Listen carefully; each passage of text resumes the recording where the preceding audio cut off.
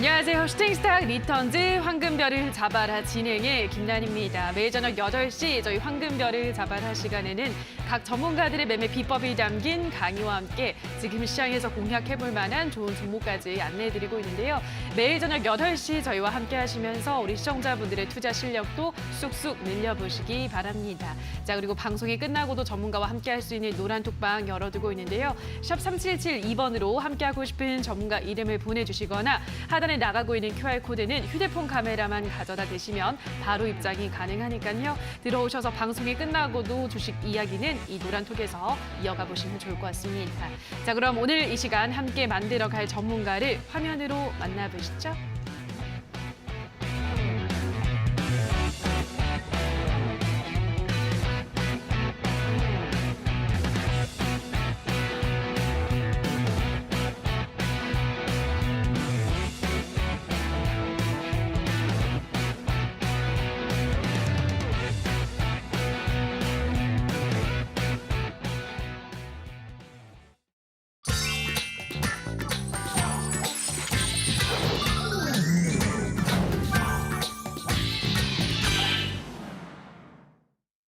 네, 오늘은 단타장인 전문가와 함께합니다. 전문가님 안녕하세요. 네, 반갑습니다. 네, 반갑습니다. 자, 오늘 시장에 대한 자세한 이야기 별별 이슈를 통해서 나눠보도록 하겠습니다. 오늘의 이슈 화면으로 만나보시죠.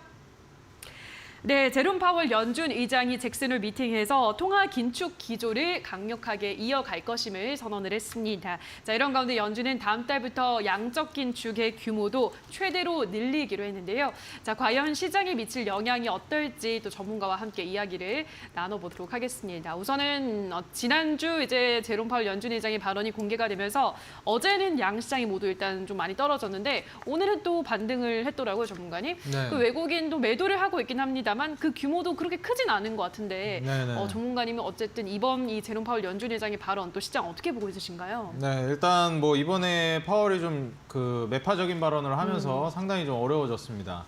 근데 사실 이제 이 매파적인 분위기로 간다라는 건 우리가 어느 정도 알고 있었는데 여기에서 이제 시장이 좀 우려를 했던 건 뭐냐면 뭐 금리 올리는 것까지는 오케이다. 근데 제롬 파월 의장이 이제 슬슬 기준금리 올리는 건 올리는 건데 또 내릴 준비를 어느 정도 좀 시사하지 않을까 이런 기대감을 시장이 좀 하고 있었거든요.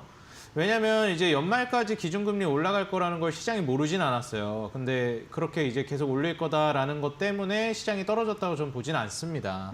왜냐면 이제 이전부터 계속 기준금리를 공격적으로 올리겠다고 얘기를 했었고요. 그렇죠. 그 부분도 시장에 이미 선반영이 다 되어 있다라고 저는 보고 있어요. 요즘 시대가 어느 때인데요. 예, 전 세계 사람들이 네. 미디어를 통해서 다 접해가지고 그렇죠. 이미 모든 투자자가 다 알고 있는 내용이에요. 그거는. 예. 그것 때문에 떨어졌다고 보기는 어렵습니다. 근데 사실 잭슨홀 미팅에서 지금 사람들이 느낀 그런 분위기가 뭐냐면 원래 미국이라는 게 이전에 그 기준금리를 이제 인상하기 전에도 기준금리를 인상하겠다라고 미리 시사를 했었어요.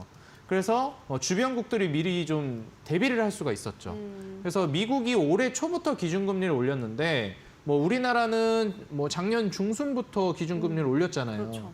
왜 그랬냐면 미국이 미리 언지를 줬거든요. 우리 내년부터 기준금리 올릴 거니까 너희 이제 주변국들, 미국보다 이제 조금 아랫 레벨에 있는 국가들은 미리 기준금리를 올려서 뭐 자국의 어떻게 보면 외국인 자금 이탈이라든지 이런 거를 좀 막도록 힌트를 좀 줍니다. 왜냐하면 미국이 워낙에 이제 이 중심, 구심점이기 때문에 미국이 한번 이렇게 돈을 풀었다가 다시 이제 거두어들이는 과정에서 디폴트라든지 이렇게 어떻게 보면 경제 충격이 오는 국가들이 많거든요. 그래서 국제사회에 어느 정도 힌트를 주는 건데 이번에 잭슨홀 미팅에서 그런 힌트를 좀 줄 거라고 기대를 했어요. 사실 뭐 대단한 걸 바라진 않았는데 너무 이렇게 좀 냉정하게 얘기는 안 하지 않을까 그랬는데 너무 냉정하게 얘기하는 거예요. 네. 그래 뭐 연말까지는 기준금리 올릴게 약속한 거였잖아. 얘기했던 거였잖아. 하면서 그렇게 그대로 기준금리 올린다 했는데 지금 이 분위기 자체가 기준금리 올린다는 그 포커스보다도 시장이 우려를 하는 거는 너무 이제 냉정하게 얘기한다는 거예요. 야, 이거 뭐 더 올릴 것 같지만 네. 연말 이후까지 올릴 것 같지만 그렇게 너무 냉정하게 얘기한다는 겁니다. 인플레이션이 잡히는 게 명확하게 확인되기 전까지는 나는 생각 없어. 계속 밀어붙일 거고 엄청 빠르게 올릴 거다. 이런 굉장히 좀 냉정한 네. 그 언급을 했거든요. 맞아요. 근데 이게 기준금리를 인하할 생각을 하고 있거나 동결하거나 다시 또 이제 경기가 침체되는 것 같으니까 그걸 좀 살리려는 뉘앙스를 보이려면 미리 제가 아까도 말씀드렸죠. 미리 언지를 주거든요. 조금 스탠스를 아니면 완화한다든지. 그래서 이제 언급 자체도 조금 부드럽게 비둘기적으로 좀 바뀐다든지 살짝 네. 금리는 올린다고 하지만 나중에는 안 좋으면 경기 침체가 오면 내릴 수도 있어. 그죠. 이런 네. 정도까지는 솔직히 얘기해 주기를 내심 기대했는데 네. 그런 것도 일절 없었다라는 거예요. 맞아요. 예. 그러니까 이제 시장이 기준금리 올린다라는 것보다도 그런 분위기에서 이제 충격을 받았다고 봅니다. 그렇죠. 근데 사실 여기에서 중요한 건 뭐 미래 일은 알 수가 없잖아요. 그래서 사실 기준금리 올린다라는 건 시장에 이미 반영이 돼 있고 그렇죠. 그런 냉정한 반응이 어느 정도 그리고 미리 어느 정도 그럴 가능성을 열어두는 멘트조차 없었다는 거에 대해서 시장이 조금 그렇게 온 거지 경기가 실제로 침체된다거나 상황이 또 여의치 않게 되면은 또 상황은 달라지는 거거든요. 그죠. 그렇기 때문에 사실 지금 시장이 우려하는 거는 당분간은 기준금리 인하나 이제 뭐 경기를 부양하려는 그런 어떻게 보면은 시그널을 안 하겠구나. 예. 앞으로 당분간은 계속 힘들겠구나. 이걸 시장이 느끼는 거예요. 그렇죠. 그러니까 좀 신내서 투자를 다시 해볼까 저점 찍은 것 같은데 하려던 사람들도 앞으로 당분간은 계속 힘들겠네. 이러니까 이제 하다가 말아버리니까 증시가 이렇게 떨어지는 겁니다. 근데 사실 이런 거는 우리 개인 투자자 여러분들이 너무 휘둘리지 않았으면 좋겠어요. 그런 부분에 대해서까지 이제 휘둘리게 되면 이제 너무 어려워지고요. 그리고 과연 이제 다음 대선 미국이 어떻게 될지 모르겠는데 지금 바이든 대통령이 이제 민주당이잖아요. 그렇죠. 보통 이제 민주당들이 혹시 그 경제학파 중에 아시는 거 있으신가요? 시카고. 일반적으로 우리가 뭐 그 애덤 스미스 얘기하면서 네. 보이지 않는 선이다. 예. 자유방임주의다. 네. 알아서 돌아간다 경제는. 네. 이런 게 있고 또 이제 아니다. 또 이제 케인즈 학파 쪽은 이제 그죠. 케인즈 학파 같은 경우에는 그래도 좀 만져줘야 된다. 네. 어려우면은 좀 살려줘야 된다. 그렇죠. 이러거든요. 네. 그럼 제가 힌트 하나 내보겠습니다. 예. 과연 이제 그런 애덤 스미스 같은 고전주의 학파가 민주당일까요? 아니면 케인즈 학파가 민주당일까요? 케인즈 학파죠. 그거 네, 맞으셨습니다. 그렇죠. 네. 그래서 보통 이제 트럼프 같은 뭐 지난번 대통령이 트럼프였잖아요. 그렇죠. 그래서 트럼프 대통령 같은 이런 이제 그 공화당 출신 의원들은 고전주의라든지 뭐 신고전주의라든지 이런 식으로 어느 정도는 좀 시장에 맡기는 스타일로 가요. 그렇죠. 우리나라도 비슷하죠. 그렇죠. 보수 쪽이 조금 이제 시장의 자율성을 보장해주는 쪽으로 가고 그리고 말 그대로 작은 정부를 지향하잖아요. 그리고 이제 민주당 같은 경우에는 좀 큰 정부를 지향합니다. 그렇죠. 국가가 나서서 적극적으로 행동하기를 원해요. 근데 지금 현재 바이든은 민주당이고 정부가 적극적으로 뭔가 액션을 취하려고 하고 그런 이제 모션들을 보여주려고 할 겁니다. 그렇기 때문에 사실 이제 지금 인플레이션을 적극적으로 재정적으로나 금융적으로 제가 지난주에 강의 재정정책, 맞아요. 금융정책 네. 강의한 이유가 여기 있습니다. 이런 걸 적극적으로 이용하는 시기에 지금 이제 민주당 대통령이 또 당선이 됐기 때문에 그렇기 때문에 이런 옵션들이라든지 전략을 적극적으로 구사할 거라는 거예요. 그래서 지금 현재로 봐서는 이 경기 침체로 인한 증시 흔들기가 한 번 정도 남았다고 보고 있습니다. 그래서 우리 투자자 여러분들이 이런 부분은 좀 참고를 해보시면 좋을 것 같고 근데 이제 인플레이션 이후에 이제 우리가 또 불황으로 접어드는지를 보려면 실업률 지표를 우리가 이제 봐야 돼요. 근데 실업률 지표가 미국이 그렇게 심각하지 않습니다. 뭐 코로나 때는 이제 굉장히 좀 심각했는데 지금은 뭐 다소 안정이 된 상태로 잘 유지가 되고 있다라는 거죠. 그래서 실제로 지금 경기 침체로 인한 이 실업률 지표가 과연 어떻게 되는지 이번 주 금요일인가? 제가 지금 바로 기억은 안 나는데 예. 9월 2일인가 그럴 거예요. 고용 지표가 이제 발표가 되는데 그때 과연 미국이 어떻게 되는지를 한번 봐야 될 것 같습니다. 미국 고용 지표를. 그래서 고용 지표가 별로 좋지 않게 나온다 하면은 아마 시장이 침체 쪽으로 의견을 돌릴 것이고 실제로 미국이 지금 괜찮다 하지만 이 경제 지표라는 거는 말 그대로 고용 지표라는 게 이번 달 걸 하는 게 아니라 이미 지나간 거를 얘기하는 거잖아요. 그렇죠. 그래서 앞으로 이제 고용이 안 좋아질 것 같다라는 게 시장이 어떻게 보면은 좀 의견입니다. 그래서 고용 시장이 좀 안 좋아질 거라고 이제 예상을 하게 되면 경기 침체를 미리 이제 또 대비를 하겠죠. 좀 더 침체가 온다 싶으면 물가가 잡히고 침체가 온다 싶으면 아마 이제 공격적으로 또 정책을 쏠 거예요. 예를 들면 재정 정책 같은 거. 그렇죠. 재정 정책 대표적인 게 인프라 투자거든요. 그래서 제가 이제 국가가 경기 침체를 살리기 위한 방안으로 인프라 투자를 할 것이고 과거 이제 갑자기 기억이 안 나네요. 네. 맨날 얘기했는데. 과거 어떤 거요? 그 루즈벨트 대통령이 맞나? 네. 그 뉴딜 정책했던 게? 네. 지금 제가 갑자기 기억이 안 나네요. 어쨌든 중요한 건 그게 아니니까. 네, 그렇죠. 네, 뉴딜 정책이라는 이 단어를 차용해 와가지고 그린 뉴딜이라고 얘기를 하고 있습니다. 이거는 적극적으로 이제 그 큰 정부로서 어떻게 보면 행동을 액션을 취할 것이고 경기 침체를 대비해서 뉴딜 정책을 하겠다라는 걸 이제 얘기를 한 거거든요. 바이든 대통령 들어오면서 얘기가 나온 거잖아요. 그렇죠. 그렇기 때문에 이번에 좀 큰 정부로서 적극적으로 침체를 살리기 위해서 인프라책을 어떻게 보면 이제 사용을 하겠다. 그렇게 되면은 당연히 뭐 건설이라든지 철도라든지 아니면은 뭐 갖가지 인프라 투자들, 도로 닦고 길 닦고 건물 세우고 이런 것들. 그래서 뭐 시멘트가 필요하겠죠. 철강도 필요하고요. 그다음 뭐 건설이라든지 건물 짓고 이런 거 할 때 또 건설 기계들도 필요합니다. 그래서 이런 부분들이 이제 인프라책으로 주가들이 움직일 가능성이 높아요. 그럼 경기 침체가 왔을 때 그런 종목들이 갈까요? 막 이렇게 경기 부양책, 재정 정책을 했을 때, 인프라 정책을 했을 때 아니에요. 그때는 늦어요. 지금 이제 미리 그 길목에 투자를 해놓고 기다리고 계셔야 그런 쪽으로 이제 수익이 나는 겁니다.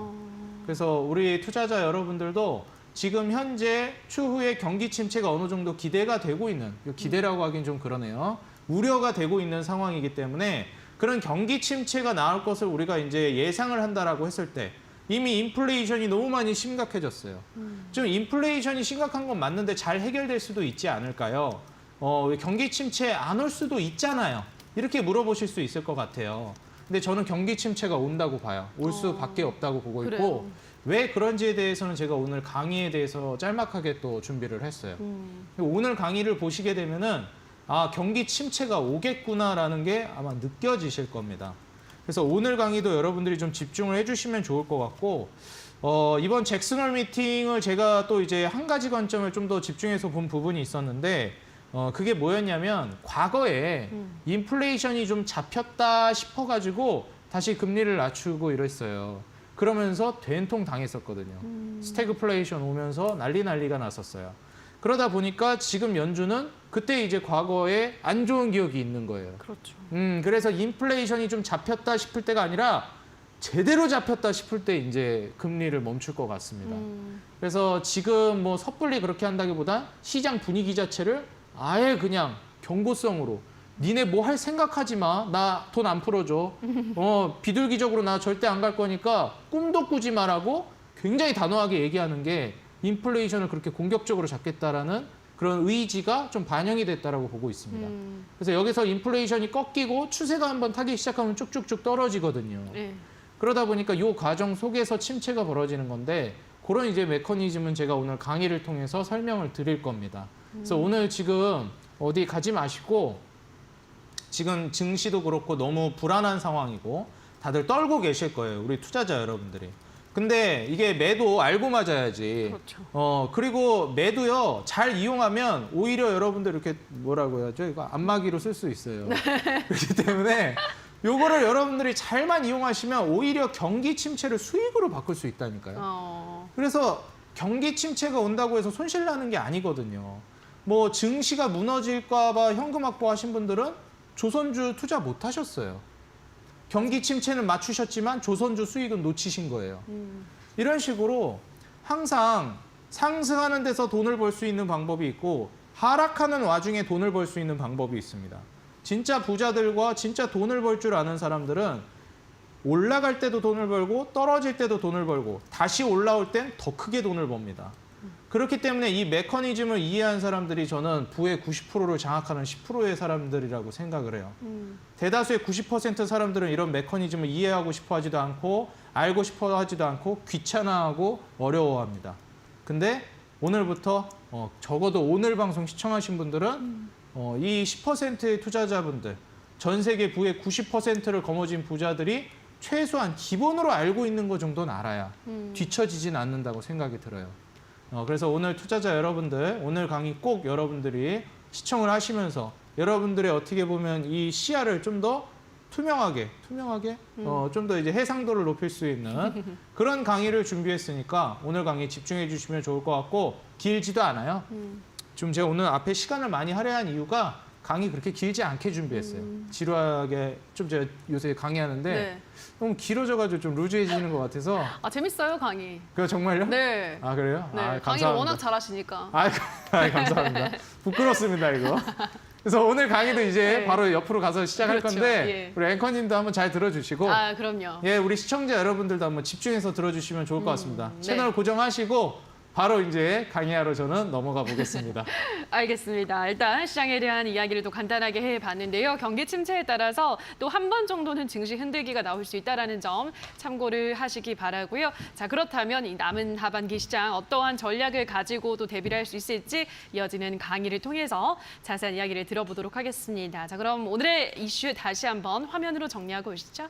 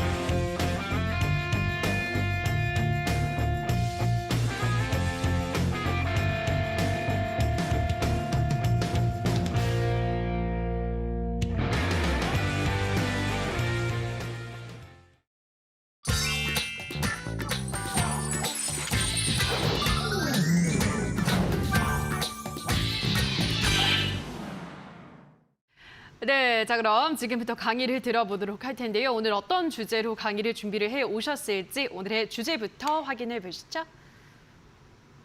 별 따는 법 오늘의 주제입니다. 인플레이션 우리를 시험에 들게 할 것인가?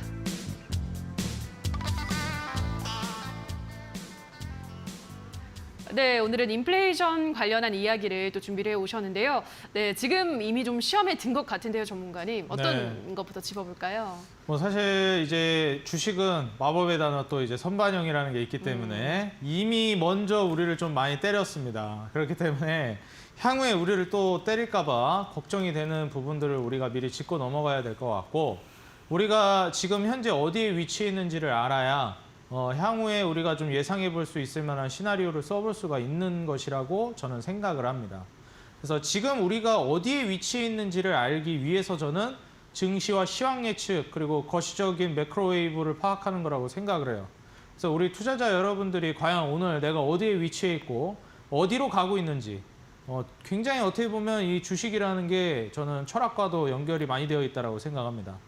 주식에서 성공을 하려면 사실 이제 학문적인 것도 물론 기본으로 있어야 되겠지만 심리학을 먼저 배워야 된다라고 많은 이제 이 주식 그리고 이제 증권 투자의 대부들이 얘기를 하죠. 그래서 우리 투자자 여러분들이 심리적으로 안정이 되려면 지금 현재 내가 어디에 위치해 있는지 어디로 가고 있는지 이런 철학적인 질문에 여러분들이 답변을 할 수 있어야 되겠다라고 저는 생각을 합니다. 그래서 오늘 우리는 지금 어디에 위치해 있는지 어느 방향으로 가고 있는지 제가 여러분들께 제시를 해드리고 알려드릴 거니까요. 향후 우리가 어떻게 대비를 해서 그런 상황이 펼쳐졌을 때 우리가 돈을 잃지 않는 것이 아니라 과연 어떻게 그런 안 좋은 상황에서조차도 돈을 벌 수 있는지 오늘 저랑 같이 시작해 보시면 좋을 것 같습니다. 부자 아빠, 가난한 아빠라는 책을 쓴 굉장히 유명한 로버트 기요사키라는 이제 자수성가의 대표격인 강사가 있죠. 그 로버트 기요사키가 해준 대표적인 이제 명언이 있습니다. 우리 투자자 여러분들, 우리가 잃지 않기 위해서 얼마나 많은 것들을 잃어왔는가. 여러분들이 손실을 보지 않기 위해서 혹은 위험으로부터 회피하기 위해서 얼마나 많은 수익들을 놓치고 있었는지를 다시 한번 상기하면서 오늘 강의 시작해 보도록 하겠습니다.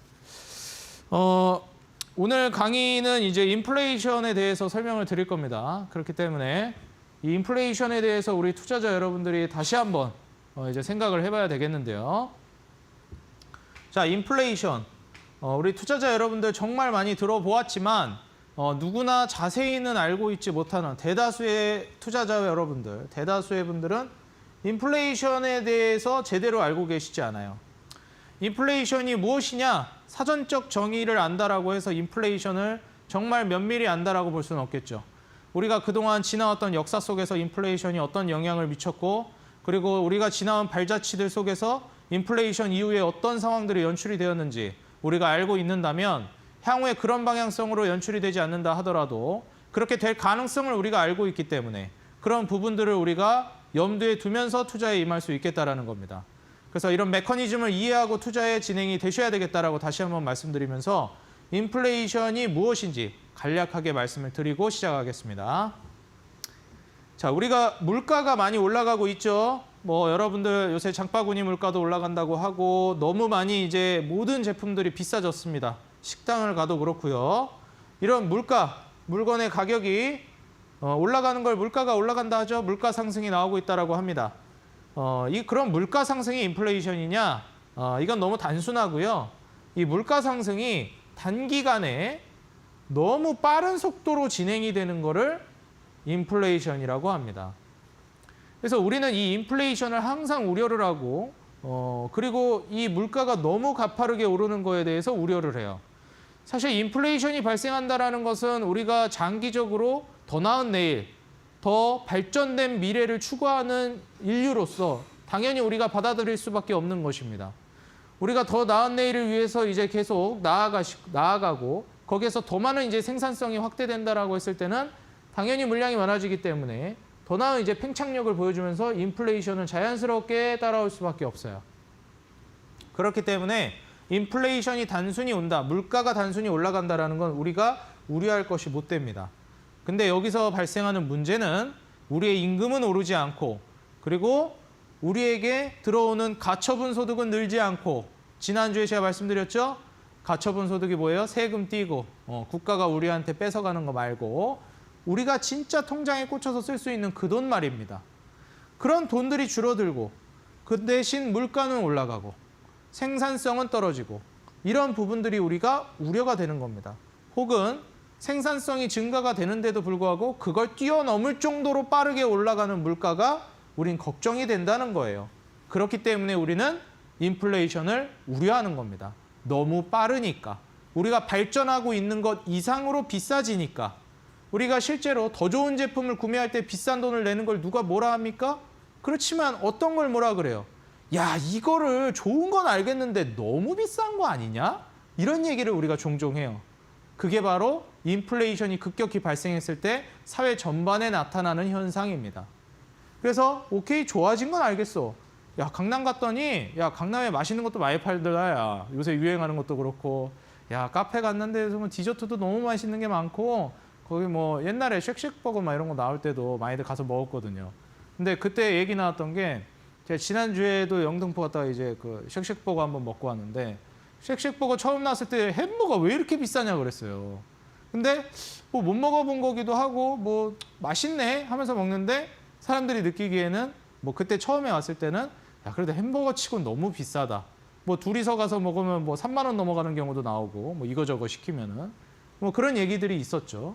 그래서 이런 부분들 너무 많이 올라갔다라는 거, 좋은 건 알겠는데 너무 비싸다라는 거, 너무 빨리 올라간다라는 거, 그게 바로 인플레이션이라고 생각하시면 되겠습니다.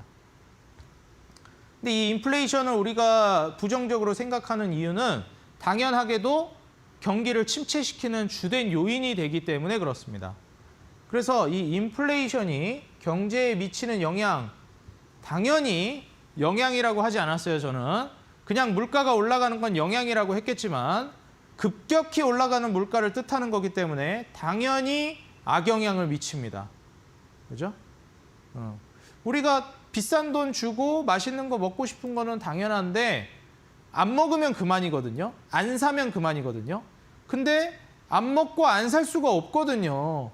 우리가 최소로 먹는 것까지 올라가면 팥값이 올라가가지고 집에서 파 키워야 된다는 얘기까지 나오잖아요. 파 안 먹고 살 수 없잖아요, 이거. 김치 안 먹고 어떻게 살아요? 기본 곡물들까지 올라가 버리니까 이건 우리가 더 좋은 게 나타나서 그거를 비싸서 그냥 안 산다는 개념이 아니거든요. 다 올라 버리니까. 그래서 악영향이 과연 어떻게 끼치느냐를 우리가 봐야 되겠습니다. 일단 기본적으로 당연하지만 소비를 위축시켜요. 제가 아까 얘기했죠? 가격 올라가는 건 좋다 이거야. 좋으니까 뭐 올라간다. 뭐 나라가 더 살기 좋아졌고 경제가 발전했으니까 더 나은 내일이 왔으니까 좀 더 좋은 상품들이 왔으니까. 그래서 오케이. 근데 너무 비싸다는 거예요. 이거는 상식선을 벗어났다는 겁니다. 그러다 보니까 안 사요. 엔간하면 사겠는데 너무 하니까 안 사는 거예요. 그래서 소비가 위축됩니다. 그래 알겠어. 뭐 팥값 그렇게 치솟는 거? 내 월급이 그만큼 올라가면 팥값 그렇게 올라가도 상쇄되니까 괜찮거든요. 근데 그대로잖아요. 팥값만 올라갔고. 그러니까 안 사는 거예요. 그럼 이제 뭐 월급이 안 올라간 이유가 뭐 그냥 뭐 그 기업체가 나빠서 그럴까요?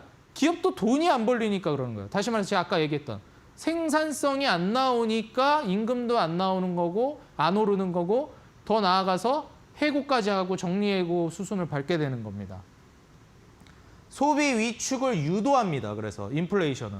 그러다 보니까 경기가 하락을 할 수밖에 없어요. 안 사니까. 안 산다는 건 다시 기업에게 돌아갑니다.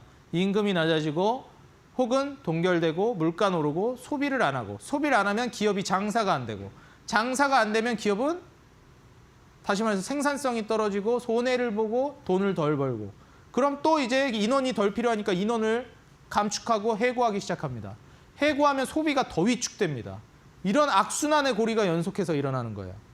그러다 보니까 경기가 하락합니다. 그래서 우리가 경기를 볼 때 실제로 미국에서도 우리 경기 아직 괜찮아 라고 얘기할 때 가장 먼저 들이미는 지표가 뭐예요? 그렇죠. 실업률, 고용지표를 들이밉니다. 경기가 좋아졌다 나빠졌다를 볼 때 하나만 봐야 된다라고 하면은 제가 항상 우선순위를 중요하게 얘기하죠. 우리 경기 지금 좋아? 나빠? 얘기할 때 가장 먼저 1순위로 보셔야 되는 건 고용지표입니다. 취업이 제대로 되고 있는지, 완전 고용으로 향해서 가고 있는지, 실업률이 올라가는지 떨어지는지 이걸 먼저 보셔야 돼요. 그래서 어쨌든 다시 돌아와서 이 소비 위축이 경기를 하락시킨다는 거예요. 이 안에 실업률이라든지 뭐 고용이라든지 이런 것도 다 포함이 돼 있는 겁니다. 그리고 인플레이션이 심각해지면 지금 연준이 하는 것처럼 우리나라도 하고 있는 것처럼 금리를 올려요.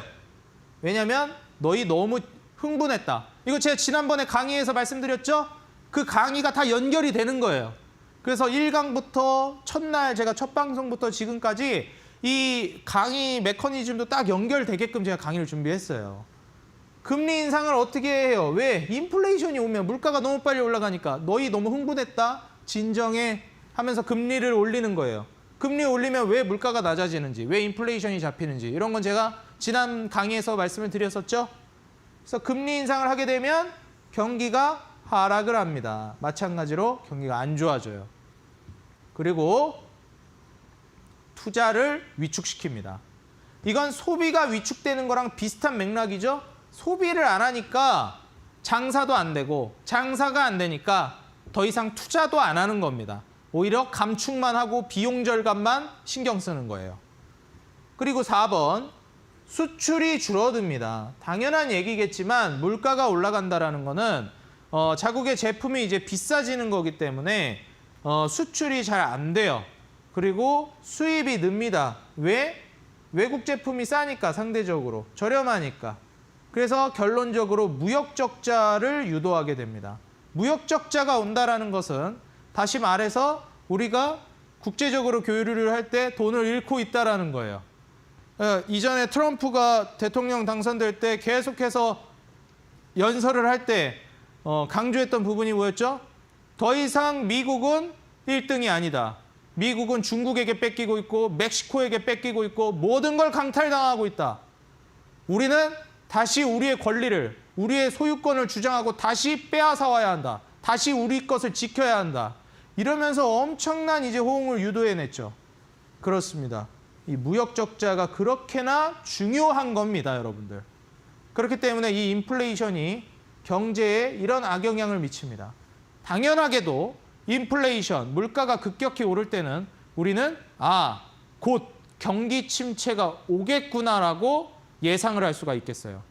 그래서 실제로 경기가 올라가다가 기준금리를 올리는 이때 금리를 올리는 작년 중순부터 우리나라는 그리고 올해 초부터 미국은 증시가 떨어지기 시작했습니다. 왜? 기준금리를 딱 그 시점부터 올리기 시작했거든요. 경기가 하락할 걸 주식시장은 미리 반영이 된 겁니다. 그때 올해 초, 작년 중순 경기가 안 좋았나요? 좋았어요. 나쁘지 않았어요. 뭐 물론 코로나라든지 여러 가지 여건들이 있었지만 돈을 풀어서 어떻게 끌어올렸습니다. 중요한 건 그때부터 경기가 안 좋아진 게 아니고 그때부터 경기가 안 좋을 걸 예상할 수 있었던 시점이에요. 금리를 올렸던 게. 주식은 선반영이잖아요. 그래서 경기가 안 좋아질 것 같으니까 금리 인상할 때 냅다 그때부터 증시가 빠지기 시작한 겁니다. 아직 경기가 안 좋아지지도 않았는데 여전히 장사는 잘 되고 있는데 없어서 못 사는데 우리 백화점 가면 롤렉스 사겠다고 사람들 줄 서 있는데 세상에 부자가 그렇게 많은지 모르고 명품 매장에 사람이 바글바글 하는데 뭐 루이비통 뭐 이런 데도 뭐 대기표가 300명씩 깔려 있고 오늘 이제 루이비통 보지도 못합니다. 없어서 못 파는데 명품은 없어서 못 사요. 너무 이게 물량 제대로 하지도 못하고 이러다 보면 이런데도 증시는 무너져요. 참 이상하죠?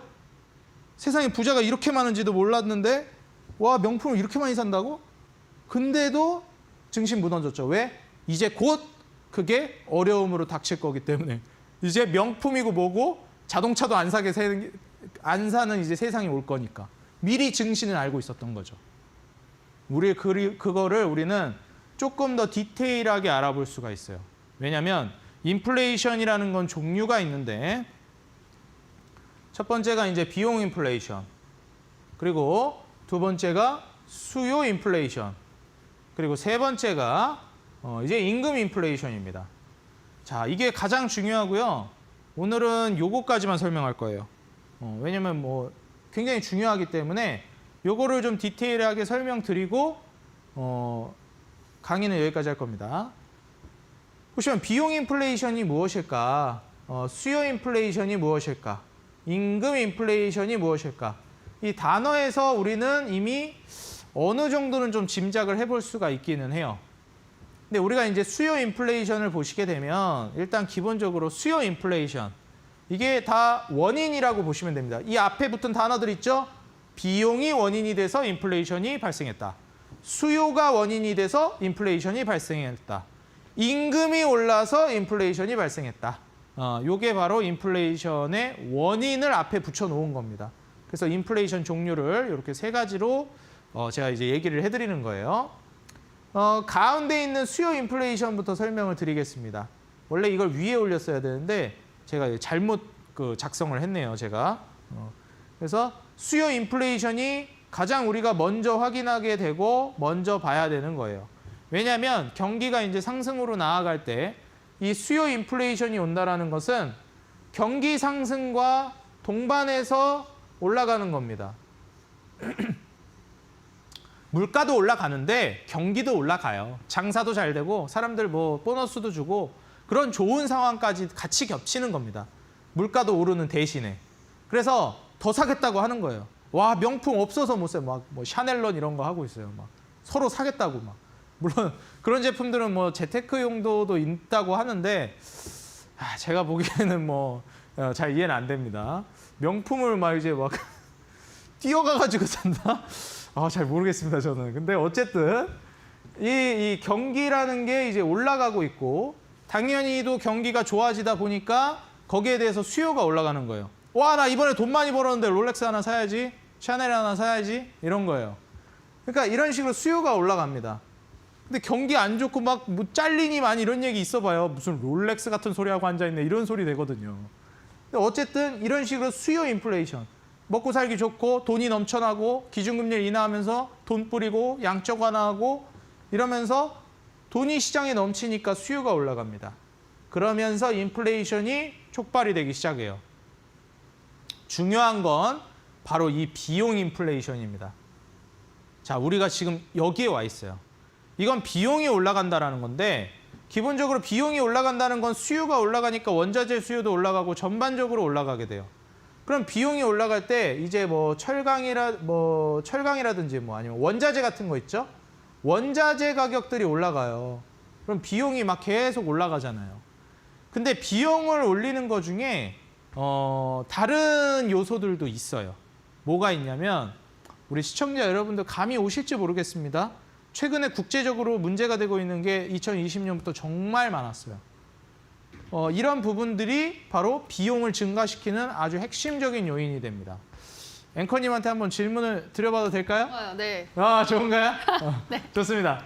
2020년에 이 비용을 증가시키는 요인이 하나 있었는데 예. 정말 중요한 게 하나 있었어요. 차량용 반도체. 아, 맞습니다. 그런 거 다 맞아요? 왜 생겼죠? 막 뭐 네. 차량용 반도체 막 수급 안 나온다 이런 거 다 뭐 때문에 생긴 거죠, 그런 거? 그러니까요. 공급망에 문제가 네, 생겼는데. 공급도 못 한대요. 막 공급도 못 하게 시키고 막 그거 공급이 왜 안 그랬었죠? 될까요, 그게? 그러니까요. 공급을 왜 못 작년 해? 일이었잖아요. 2020년도에 그러니까요. 생각이 안 나요. 생각이 안 나나요? 네. 아주 뭐였죠? 중요. 바로 코로나가 있었죠. 예, 맞아요, 맞아요. 네, 맞아요. 네. 그래서 일반적으로 이 코로나라는 걸 예측할 수가 없잖아요. 그렇죠. 그래서 이거를 저는 질병이라고 얘기를 할게요. 예. 그리고 또 있습니다. 또 있었나요? 질병이 있고 예. 그때 코로나가 촉발되면서 또 얘기가 나왔던 게 바로 친환경 이슈예요. 친환경 이슈가 왜 생겼을까요? 전기차, 친환경 이런 거. 뭐 기후 위기. 그렇죠. 예. 두 번째입니다. 그쵸. 비용을 올리는 두 번째 요소가 바로 기후, 이상기후. 뭐 가뭄이라든지 네. 홍수라든지 지금 중국도 가뭄이 엄청나가지고 폭염이라든지 가뭄이라든지 이런 게 엄청나서 전력난 이슈가 터지고 있어요. 그렇죠. 이런 게 다 비용을 올리는 요소가 됩니다. 그래서 이런 부분들이 이 두 가지가 저는 지금 우리 사회에도 현재 우리가 경험하고 있는 사태이기 때문에 우리 또 앵커님께 한번 질문을 네. 드렸습니다. 네. 감사합니다. 감사합니다. 그럼 우리가 이제 다시 돌아와서 한번 볼까요? 이제 비용 인플레이션은 일반적으로 수요 인플레이션으로 인해서 촉발이 되는 거기도 한데 그 이후에 이제 원자재 가격들이 올라가니까 당연히 비용 가격도 올라가거든요. 원자재 가격, 비용도 올라가는데 불규칙 변수가 생겨납니다. 그게 바로 뭐냐면 제가 아까 말씀드렸던 가뭄 혹은 이제 질병, 뭐 이상기후 같은 거 있죠? 그럼 가뭄이라는 거, 홍수라는 거, 뭐 그다음에 폭염 이런 거 다 뭐예요? 이거 기후 현상, 이상기후, 기후예요, 기후. 1번 기후, 2번 질병. 우리가 질병을 먼저 겪었죠? 코로나19. 이거 순서가 잘못됐다. 다시 써야겠다. 1번 우리가 맨 먼저 2020년도에 무엇을 겪었죠? 2020년도에 코로나를 겪었습니다. 다시 말해서 질병을 겪었어요. 그러면 이제 그 다음에 우리가 순차적으로 한번 볼까요? 아래로. 그 다음에 겪은 게 뭐 있을까요? 1번 질병을 겪었고요. 2번 우리가 뭘 겪었죠? 이 홍수나 가뭄보다 먼저 나온 게 있어요. 그게 뭘까요? 바로 전쟁입니다. 전쟁. 우크라이나 러시아 이슈, 그리고 지금까지 계속해서 연속적으로 나오고 있는 바로 중국과 대만 간의 전쟁 이슈. 그리고 3번이 바로 우리가 또 겪는 최근 이상기후. 다시 말해서 뭐 이상기후라고 하는 게 맞겠네요. 이상기후라고 하겠습니다. 가뭄이라든지 홍수라든지 이런 것들 있죠. 이런 것들. 이 대표격인 이런 것들이 바로 뭐냐면은 비용 인플레이션을 촉발하는 또 다른 요인이 됩니다. 이런 것들은 우리가 컨트롤을 할 수 있는 영역이 아니에요. 예를 들어서 수요 인플레이션이라든지 비용 인플레이션은 아까 말씀드렸던 지금 민주당, 미국의 현재 왜 갑자기 대통령 이름이 기억이 안 나죠? 바이든. 바이든 대통령이 민주당이죠. 민주당은 케인즈학파를 일반적으로, 뭐 무조건 그런 건 아닙니다. 일반적으로 이제 많이 사용한다. 큰 정부를 지향한다 말씀드렸죠. 그렇기 때문에 이걸 아마 제어하려고 할 거예요. 직접적으로. 적극적으로. 제어가 되나요? 어디 이게? 제어가 안 되죠. 왜 제어가 안 됐을까요? 우린 질병이나 전쟁이나 이상기후는 제어할 수가 없거든요. 인류의 힘으로 어쩔 수 있는 것들이 아니거든요. 그렇기 때문에 이런 건 제어할 수가 없습니다. 그러다 보니까 나온 얘기가 뭐예요? 스태그플레이션 얘기가 나오는 겁니다. 안 잡히는 거예요. 인류의 힘으로, 정책으로는 어떻게 할 수 있는 그런 것들이거든요. 이런 것들이 촉발이 되면 나중에 더 큰 침체를 불러옵니다. 마지막 단계, 서서히 오지만 우리에게 엄청난 영향력을 발휘하는 임금 인플레이션입니다. 자, 이제 사람의 몸값이 엄청나게 올라갔습니다. 과거 일본이 뭐 처음에 일본에 잃어버린 10년이라 그랬는데 다음에 가니까 뭐 20년, 30년, 그냥 10년 지날 때마다 계속 올라가요. 일본 계속 쉬고 있어가지고. 이제 뭐 일본 한 잃어버린 40년 됐나요, 이제? 잃어버린 10년이 계속 늘어나고 있어요. 그러다 보니까 이 임금 인플레이션, 임금이 올라가는데 사실 이제 이 일 아니면 안 하겠다. 이 정도 돈 아니면 안 하겠다. 근데 기업은 또 더 저렴하게 써야 되죠. 그래서 이런 문제들이 계속 촉발이 되고 있다. 이 정도까지 가게 되면 뭐가 온다? 그렇죠. 심각한 침체를 우리가 우려해야 되는 수준까지 가게 된다. 요즘 정말 아이러니한 상황이 펼쳐지고 있습니다. 우리 시청자 여러분들. 사람을 구하기가 어려운 시대에 봉착했어요. 정말 이상하죠? 코로나도 끝나고 뭐 하고 이제 본격적으로 사람을 뽑으면 일할 줄 알았는데 사람들이 일을 안 하는 거예요. 취업난이라고 하는데 구인난이래요. 정말 아이러니하지 않습니까? 요즘 세상이 그런 세상이 됐습니다. 임금을 올려주지 않으면 아마 일을 안 할 거예요. 그런 상황에서 과연 이제 향후의 랠리는 어떻게 될까요? 생산성은 떨어졌는데 임금을 올려준다? 이제 침체로 가는 겁니다. 그럼 과연 이런 침체 상황 속에서 우리가 대처해야 될 방안, 저는 여러분들에게 이 침체를 방어할 수 있는 방법을 알려드리고 싶고, 그리고 더 나아가서 침체를 역으로 수익으로 바꿀 수 있는 방법을 알려드리고 싶습니다. 오늘 제가 준비한 온라인 공개 방송에서는 그런 내용을 말씀드릴 거고, 노란톡에서 지속적으로 제가 거기에 대한 브리핑을 해드릴 거예요. 노란톡 어떻게 입장하는지 아까도 말씀드렸죠? 예, 오셔가지고 계속 이제 참여를 하시면 되겠습니다. 옆에 이렇게 그 바코드 나가고 있죠? 이 바코드 카메라로 캡처하시면은 카톡방 노란톡 그거 입장할 수 있으니까 거기 오셔가지고 하시면 되겠습니다. 그래서 오늘 강의는 제가 여기까지 준비했거든요. 그래서 우리 시청자 여러분들 오늘 강의 다시 한번 새기시면서 향후 우리가 어떻게 침체가 와도 돈을 벌 수 있을지, 저는 방어적인 선택이 아니라 오히려 침체에서 돈을 벌 수 있는, 위험을 회피하기보다 위험을 이용하는 투자자가 되셨으면 하는 마음으로 오늘 온라인 공개 방송까지 준비했으니까요.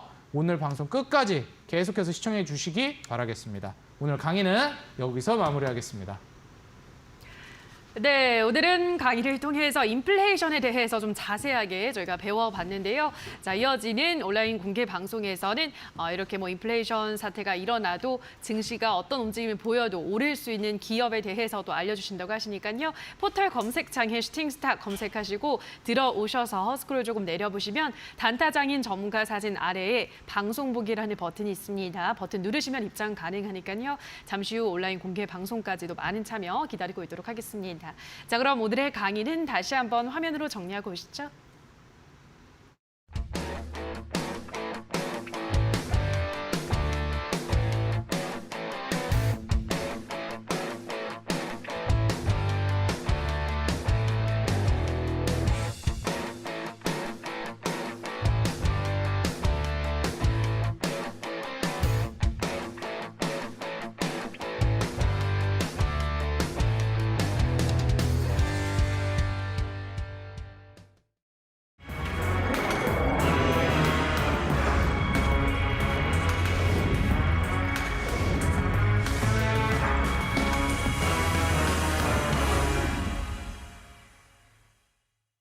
네, 자 그럼 지금부터는 종목에 대해서 리뷰를 좀 해보려고 하는데요. 첫 번째 종목으로 태광 보도록 하겠습니다.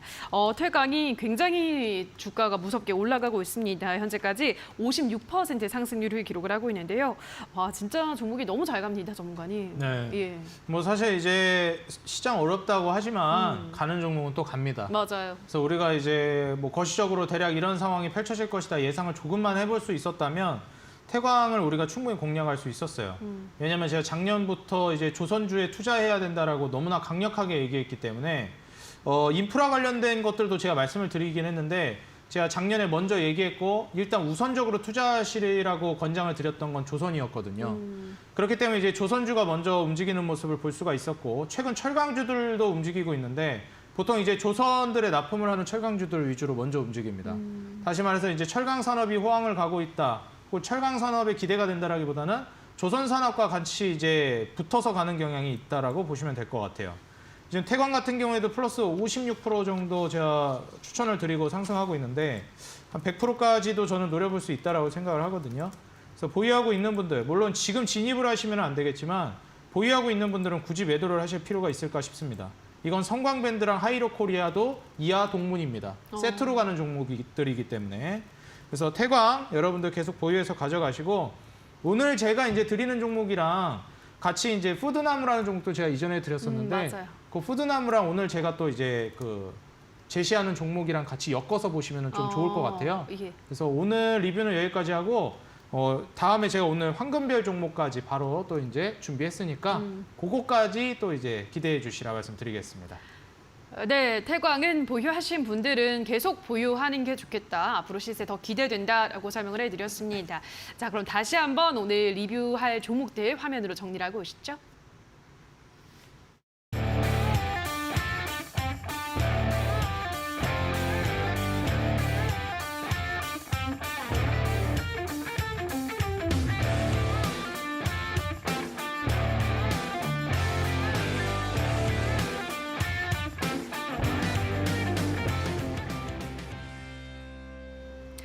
네, 자 그럼 지금부터는 전문가가 준비를 한 오늘의 종목을 만나보도록 할 텐데요. 오늘의 황금별 종목은 어떤 종목인가요, 전문가님?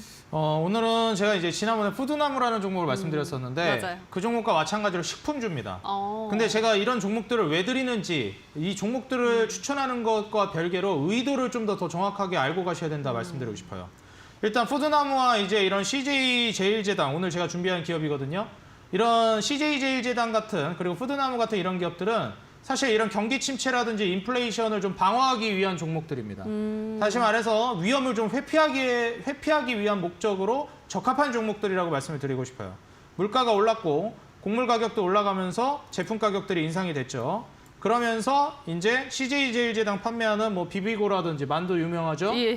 그래서 이제 세계화에도 이제 글로벌화가 되고 있는 제품을 많이 만들고 있기 때문에 실제로 이제 엔터 산업이라든지 영화 산업, 그리고 미디어 산업에서도 이런 식품들을 자연스럽게 PPL을 녹여내는, 어떻게 보면 굉장히 유리한 위치에 있습니다. 왜냐하면 그런 이제 영상 미디어 산업을 하고 있는 쪽이기 때문에.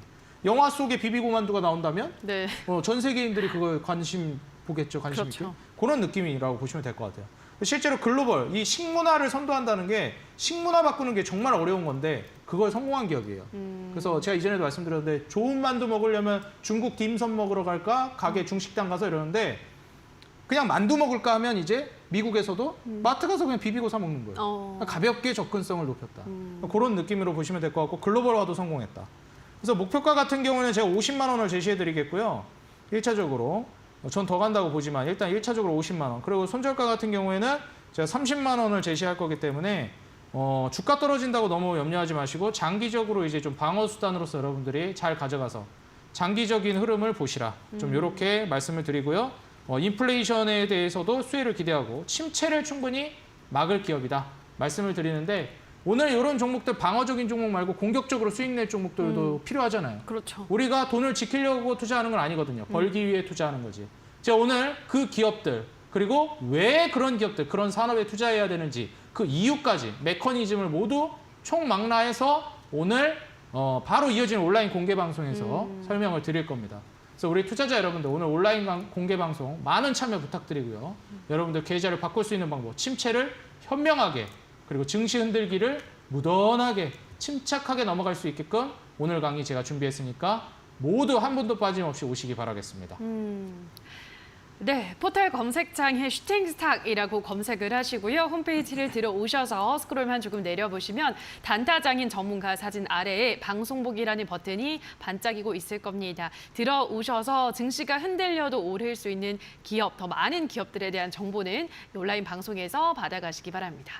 자, 오늘 저희가 준비한 순서는 여기서 그럼 모두 마무리를 지어야 될 것 같습니다. 저희는 내일 이 시간에도 알찬 정보 가지고 돌아오도록 하겠습니다. 오늘 방송 끝까지 함께해 주신 여러분 고맙습니다.